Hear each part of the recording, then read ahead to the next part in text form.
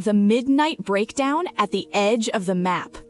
I used to think gut feelings were just for people who watched too many true crime shows, until I found myself on a back road in rural Pennsylvania at 2 in the morning.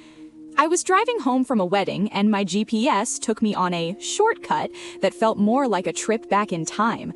No streetlights, no cell service, just miles of dense hemlock trees and a fog so thick it felt like driving through wet wool. Then the dashboard light dings. Low tire pressure. I pull over into this gravel turnout, thinking I'll just jump out, check the air, and be back on my way in 60 seconds. But as soon as I kill the engine, the silence hits me. It wasn't just quiet, it was heavy. I'm crouching by my rear passenger tire when I hear it. Crunch, crunch, crunch. Footsteps, heavy ones, coming from the woods, not the road.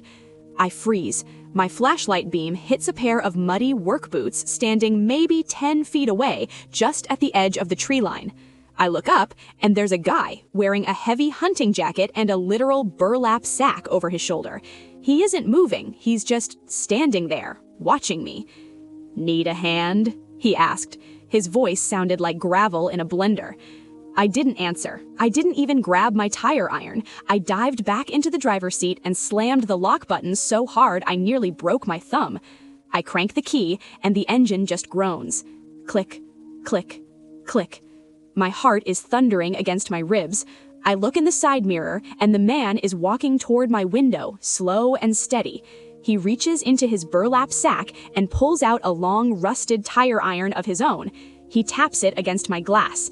Clink, clink, clink. He leans in close, and I can see his eyes under the brim of his hat. He wasn't trying to help. He was waiting. Just as he raises the iron to swing, a massive pair of high beams rounds the corner.